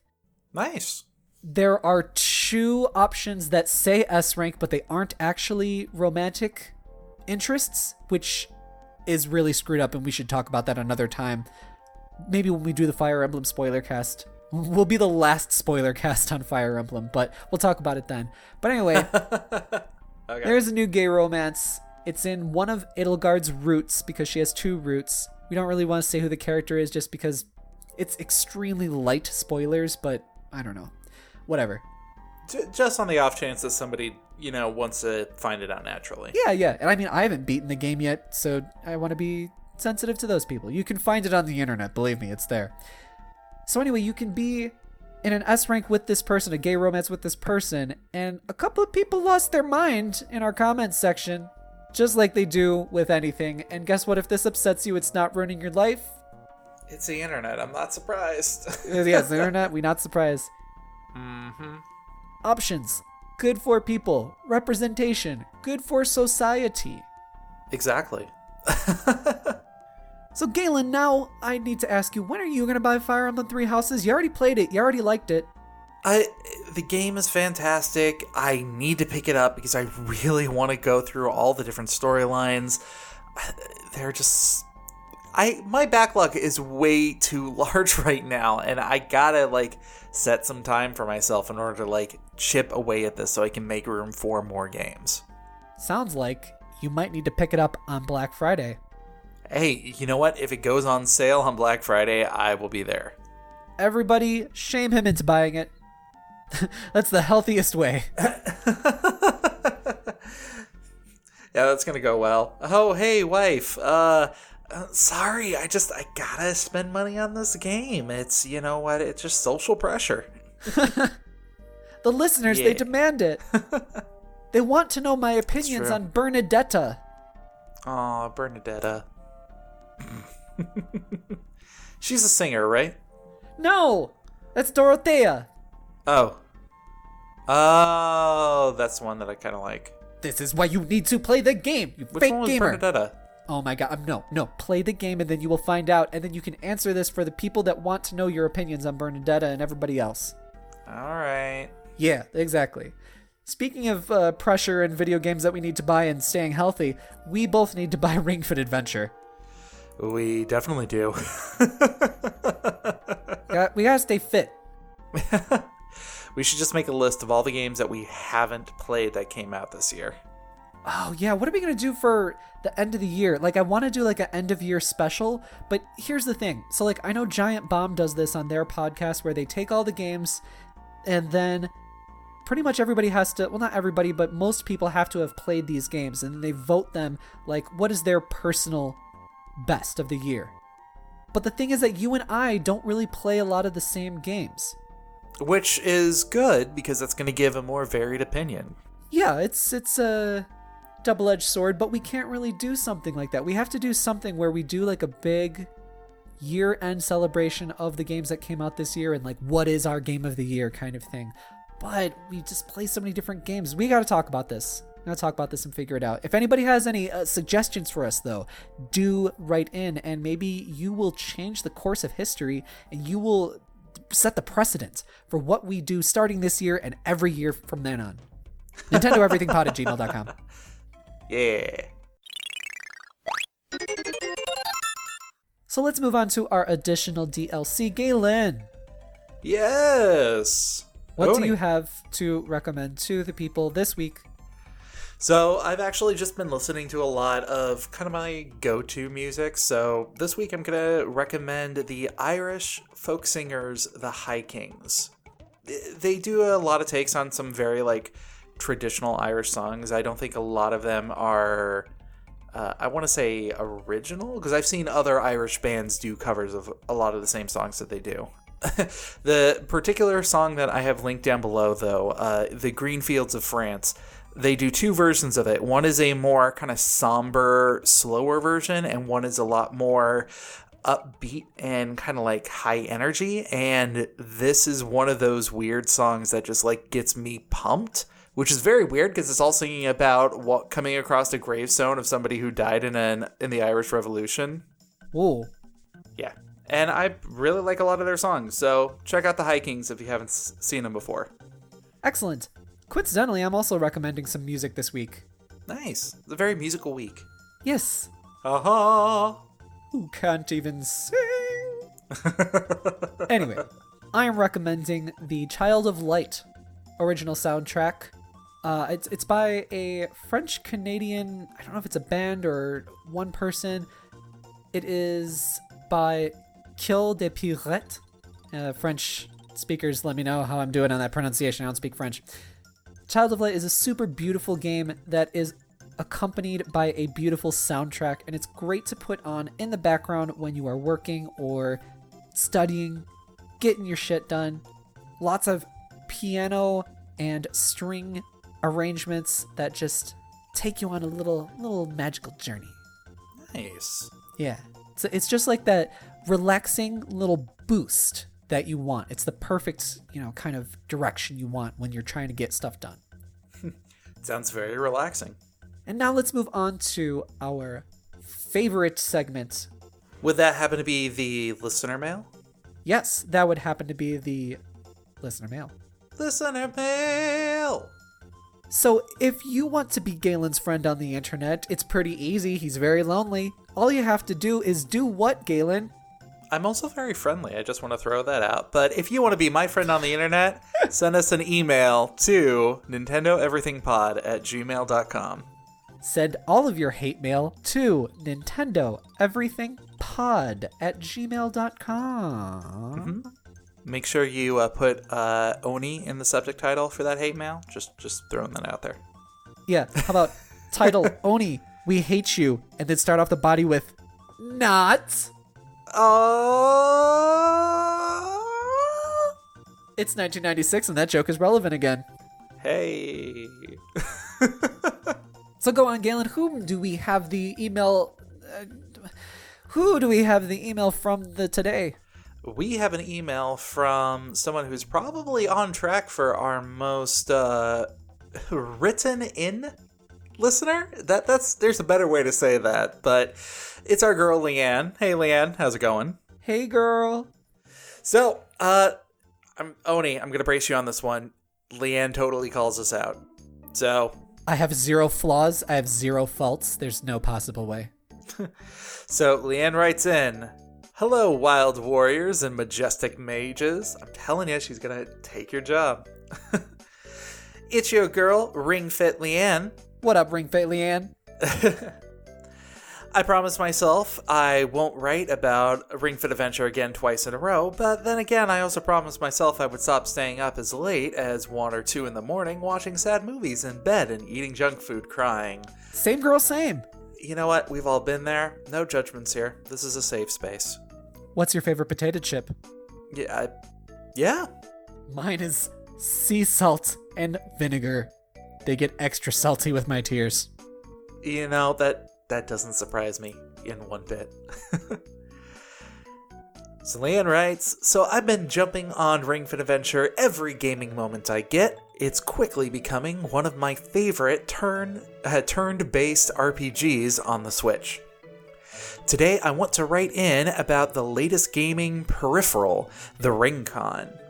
I'm seriously in love with the simple control scheme, and it got me to wonder what games could implement full control support, where you can play an entire game from start to finish using only the Ring-Con itself, not any of the face buttons or joysticks attached.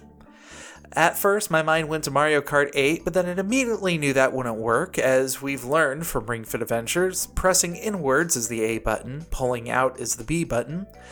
It wouldn't be an ideal way to play Mario Kart, because you wouldn't be able to drift or use items at the same time. And that's not saying anything of the gas button or how that works. I'm sure there are other games that would be that would make excellent candidates, but nothing's coming to mind, and this bothers me as a good. Great job. That was a really good job. Yeah, it actually says that. So that is what she wrote. Have you or Oni been playing Ring Fit Adventures? What are your thoughts on the Ring-Con? What games do you think would be better to play with the Ring-Con? What color code is your favorite? For me, it's blue. Legs all the way, baby. What do you think of Ring Fit Adventure? What do you think, or when do you think Ring Fit Adventure will join Smash Brothers? Hey, it's a longer email. And do you think Ring Fit Adventure 2 will have the subtitle, or do you think it will be a numbered title? Sorry, it's been a long day. I'm about to leave for work for the night. My brain is very putty. As always, thanks for writing in, Leanne. Thank you very much, Leanne, for writing in, especially after you've had a long day and you're about to go work, do a night shift. Thank you for thinking of us. So, Oni, what are your Ring Fit Adventure thoughts? So, we talked about it a little bit earlier on the show. Neither of us have played this game yet because we are unhealthy POSs. Pretty much. I do want to get this game, though. It's just that I have a lot of games right now, so I'm like, I don't know, it's hard for me to justify another game purchase, especially when this one's like, what is it, 70 or 80 bucks or something like that? I don't know. It's a little bit more, right? So it's harder for me to jump in when I already have things to play. Yeah. You know, Lan, I will say, though, I do know a little bit about the game. My preference on colors would probably be either red or green. So either the arm workouts or the yoga. Oh, okay. I'm not familiar enough with the colors, so I kind of can't answer that because I'm just scrub. I'm a goblin scrub. Well, and it goes, red would be arms, yellow is more like working on your core. Blue is legs, and then green is the yoga with like the body and the balance and things like that. Okay, probably green because of the balance. That's what I need to work on. However, if there's something in the arms that works like the upper body, like the chest and stuff like that, red is a close follow-up. The one question that I actually really liked is using the Ring-Con for other games. Oni, do you have any ideas on this one? Now, this is a very exciting question because I want it to work with so many games because I think that would just be stupid fun. It would just be another way to work out. So I can't speak realistically just because I haven't played the game yet. However, due to Leanne giving us a very thorough explanation of how A and B can't be pressed at the same time, I'm thinking turn-based RPGs would be perfect for this, like Atelier Ryza, because you just move your control stick or however it is that you move the controls, and then you can press A or press B, and then there's like almost timed hits in Ryza, so you can press, the A button a couple of times. So that would be realistic, I think, actually. Yeah, for me, I was actually going more away from the turn-based comment and going for something that be a little bit more quick and reactive. Okay. So I was thinking of using it to either control your ship in Star Fox or possibly even a new Kid Icarus game. Oh, okay. So you're going like hypothetical. Yeah. So if you put yourself on like a rail shooter type thing, and then you're flying around as, Pit, or you're flying around in the R-Wing, and you push down to make your attacks or to shoot a bomb out, and then you're crouching to like get underneath all of the things that are coming at you. Like, I can see that being utilized pretty well. All right, you gave me a great thought. How about we just do Cuphead?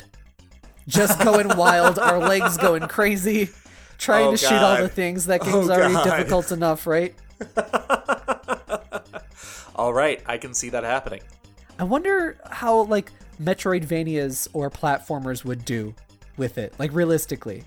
Leon's got me thinking. Like, I would love to do I don't know if my internet's even fast enough. I know nothing about streaming, but like, what if eventually when I get Ring Fit Adventure, playing Ring Fit Adventure on stream, and then also doing like playing games that don't make any sense to do this control scheme just because. Like, anything that's turn-based is fine. So Chocobo's Dungeon, that'd be great. Obviously, you should try to beat Dark Souls with it. No. How about a Koei Tecmo game? Dragon Quest Heroes 2. Or Doom? Maybe Doom? No, that's a trigger one. Can you do triggers in Ring Fit Adventure, I wonder? Maybe. I think it's more about, like, moving your character, like, back and forth. Oh, no. You know what's a great idea? Get 2 people strapped up to that stupid crap, and then do the stretchers, or like a co-op game like Pod. How fun! Yeah, and that would be really dumb because you're already trying to coordinate and tell people what to do, but like you can wear your Ring Fit thing like in other places too that would make like dumber sense for you to do stupid stuff. Do the stretchers with freaking Ring Fit Adventure. That's what I want to see. Okay, I can actually see that happening. That'd be a lot of fun. Full of so much creativity. You get 2 people who are just carrying around the actual like ring con. Oh, as if it were a stretcher? Yeah. Oh. Well, now you're getting really practical. I was just like thinking about like, oh, you gotta move your leg. You gotta move your leg. Do press A. Press A, so do a high kick. No, press B, so do a back bend or whatever. Oh, and then for sequel talk, she was asking about if we think it'll be a subtitle, a numbered adventure. You know what I meant, whatever. Obviously, there's only one correct answer. Ring Fit Adventure 2 Electric Boogaloo. Right.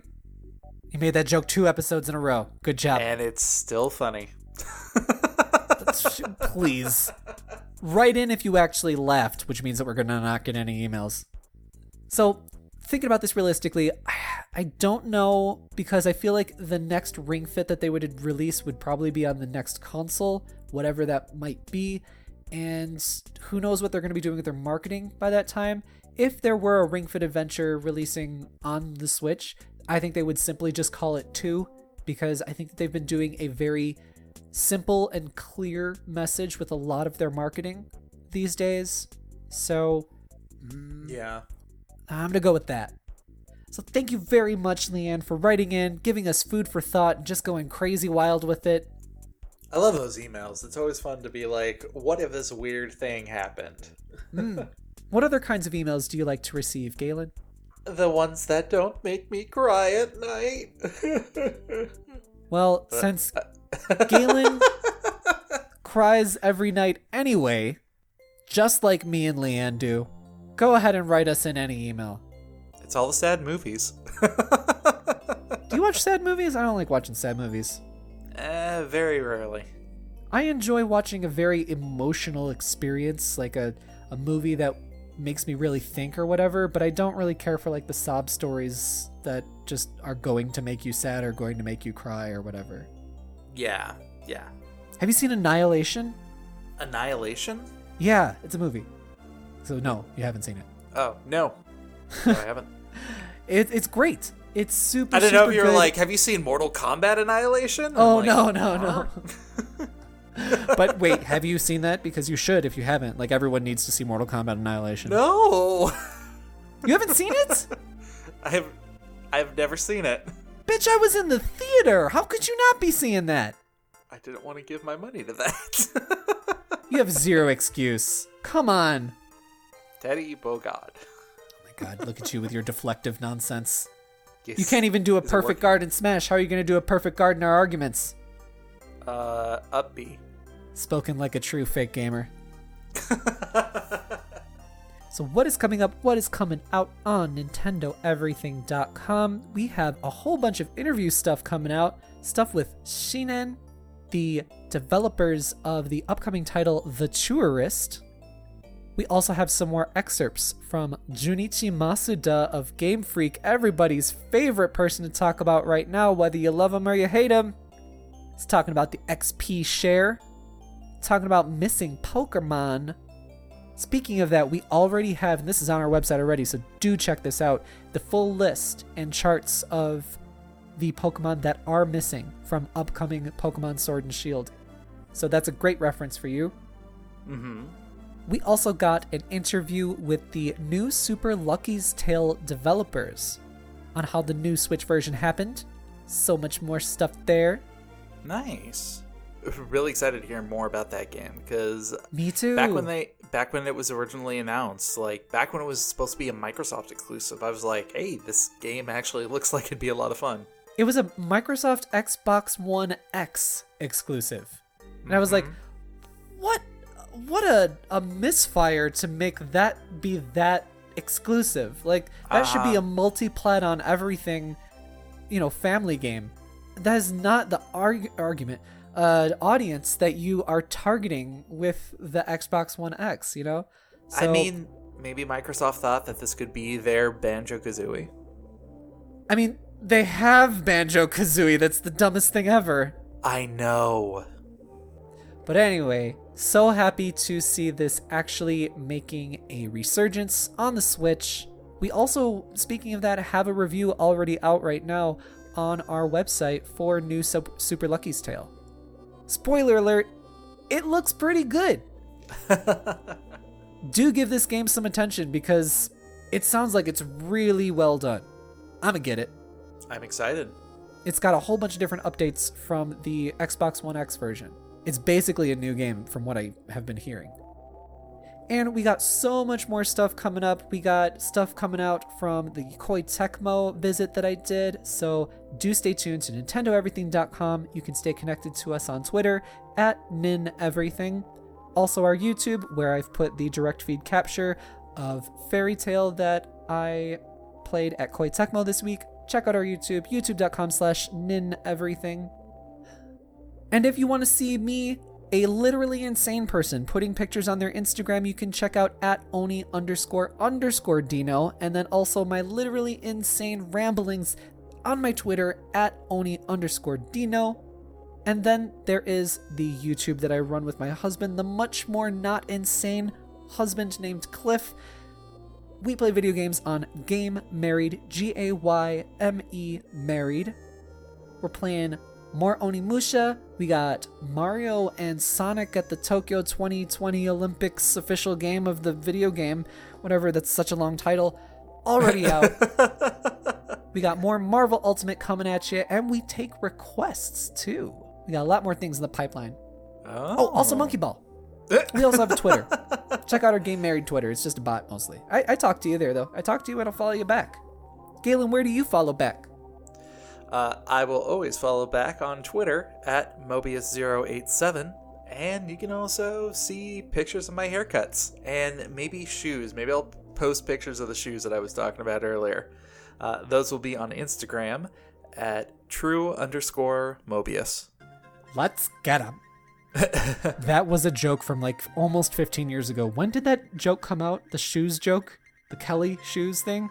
That was definitely over 10 years ago. Oh God, yeah.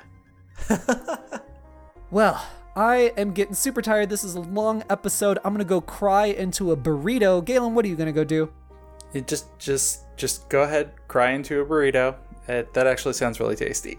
But don't like eat your tears. That's kind of weird. Salty vinegar burrito. Ah. Oh, it sounds terrible. Yeah, it does sound pretty terrible. So friends, thank you again for joining us. Be sure to tune in next week. And for everything Nintendo, Stay tuned to Nintendo Everything. bye bye. またね。また来週。 Later, everyone. 夢の途中君に夢中近づいてきて会いたいけどまだ会えない私のお月様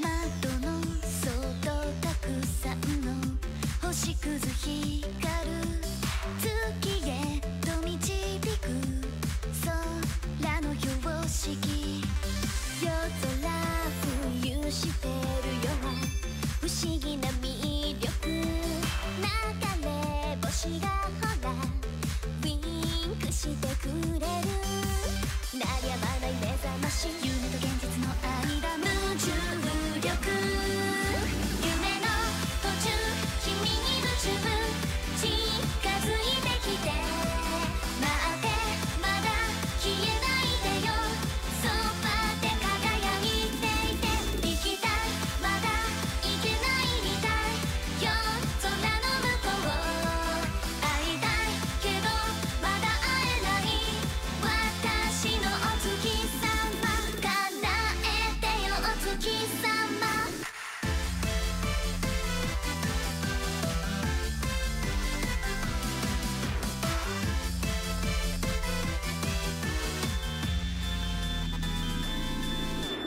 まっ